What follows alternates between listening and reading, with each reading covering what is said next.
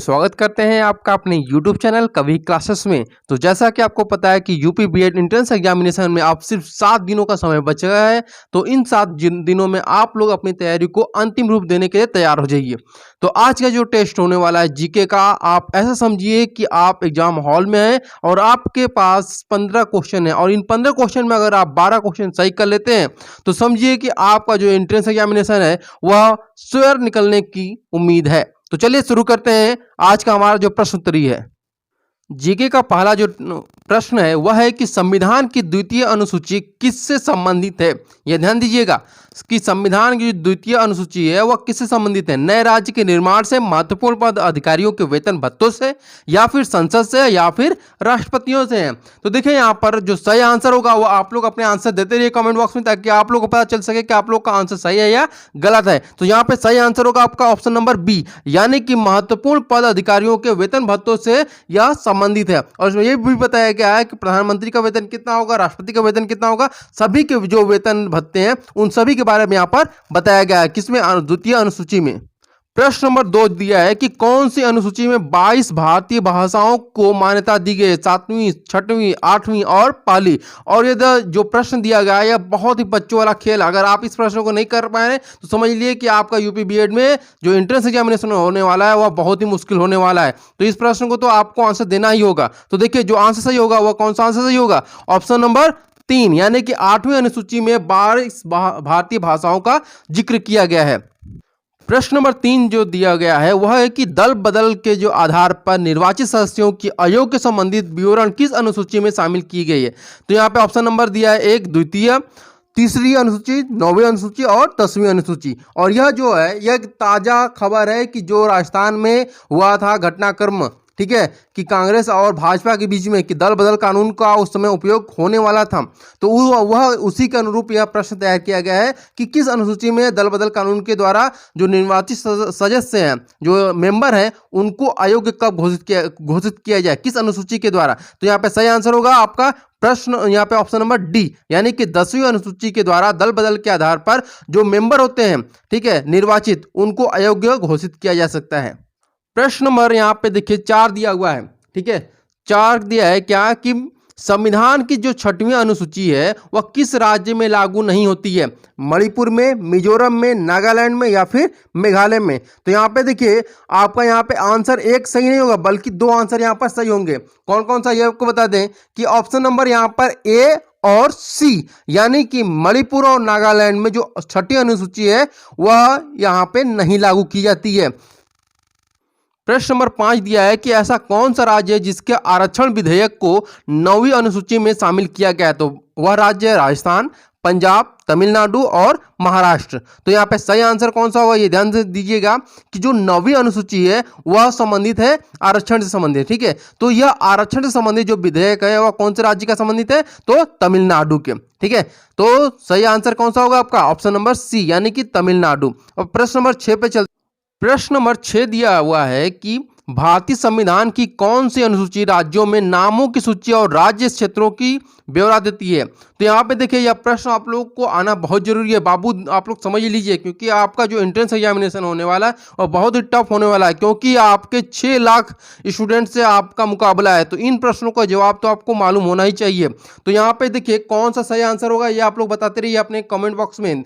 तो सही आंसर होगा 6 का ऑप्शन नंबर बी, यानी कि पहली अनुसूची के द्वारा यह ब्यौरा दिया गया है। किसमें? पहली अनुसूची में, कि भारतीय संविधान की जो पहली अनुसूची है उसमें राज्यों में नामों की सूची और राज्य क्षेत्रों का ब्यौरा उसमें दिया गया है।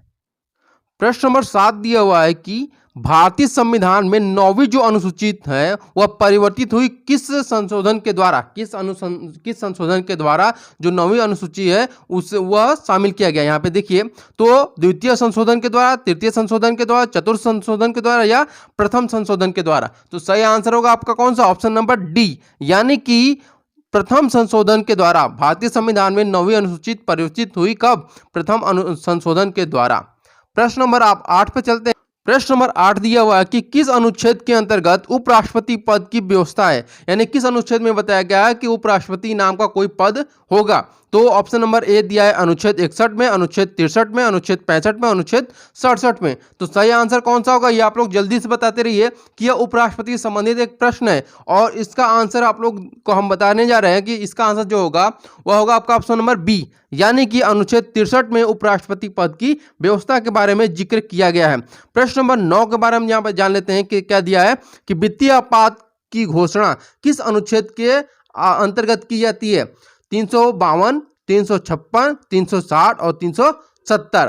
तो यहाँ पे सही आंसर कौन सा होगा आपका ऑप्शन नंबर सी, यानी कि अनुच्छेद 360 के अंतर्गत वित्तीय आपातकाल की घोषणा की जाती है। प्रश्न नंबर 10 दिया हुआ है कि राष्ट्रीय पिछड़ा आयोग का गठन किस अनुच्छेद के अंतर्गत किया जाता है। अनुच्छेद 340, अनुच्छेद 341, अनुच्छेद 257 और अनुच्छेद 340 क के अंतर्गत। तो सही आंसर कौन सा होगा आपका ऑप्शन नंबर ए, यानी कि अनुच्छेद 340 के अंतर्गत क्या किया गया है, पिछड़ा आयोग का गठन किया गया है। ठीक है, तो अब अगले प्रश्न में चलते हैं। दिया है प्रश्न नंबर 11 कि सौर मंडल का सबसे चमकीला ग्रह कौन सा है। आप लोग बताइए जल्दी से कि सौर मंडल का सबसे चमकीला ग्रह कौन सा है। बुध है, मंगल है, प्लूटो है या फिर शुक्र है। तो सही आंसर कौन सा होगा आपका ऑप्शन नंबर डी, यानी कि शुक्र जो है वह सौर मंडल का सबसे चमकीला ग्रह है। प्रश्न नंबर 12 दिया हुआ है कि भारत के मुख्य न्यायाधीश की सेवानिवृत्ति की आयु क्या है। 55 वर्ष है, 58 वर्ष है, 62 वर्ष है या इसमें से कोई नहीं है। तो सही आंसर यहाँ पे आपको बता दें कि यहाँ पे जो न्यायाधीश की सेवानिवृत्ति की आयु है वह बढ़ा दी गई है। कितनी बढ़ाई गई है, 62 वर्ष बढ़ाई गई है। ठीक है, लेकिन यह सिर्फ माना गया है और इसमें जो सही आंसर होगा वह कौन सा होगा, 62 वर्ष ही माना जाएगा आपका। ठीक है, अब आते हैं प्रश्न नंबर 13 पर। 13 दिया हुआ है कि सबसे ठंडा ग्रह किसे कहा जाता है। सबसे ठंडा ग्रह किसे कहा जाता है, वरुण को, नेपच्यून को और बृहस्पति को या फिर प्लूटो को। तो सही आंसर कौन सा होगा यहाँ पे, तो देखिए 13 का डी जो है वह सही होगा, यानी कि प्लूटो सबसे ठंडा ग्रह किसे कहा जाता है, प्लूटो कहा जाता है। प्रश्न नंबर 14 दिया हुआ है कि यहाँ पर श्वेत पत्र क्या है। श्वेत पत्र क्या है, एक देश की कागजी मुद्रा है, अखबारी कागज है या लिखने में प्रयुक्त होने वाला सादा कागज है या फिर सरकार द्वारा महत्वपूर्ण विषयों पर विस्तृत जानकारी के साथ प्रकाशित प्रपत्र है। तो इनमें जो सही आंसर होगा वह होगा आपका ऑप्शन नंबर डी, यानी कि सरकार द्वारा महत्वपूर्ण विषयों पर विस्तृत जानकारी के साथ प्रकाशित प्रपत्र है। प्रश्न नंबर 15 पर देखते हैं कि क्या दिया है कि भारतीय खगोल भौतिकी संस्थान कहाँ पर स्थित है।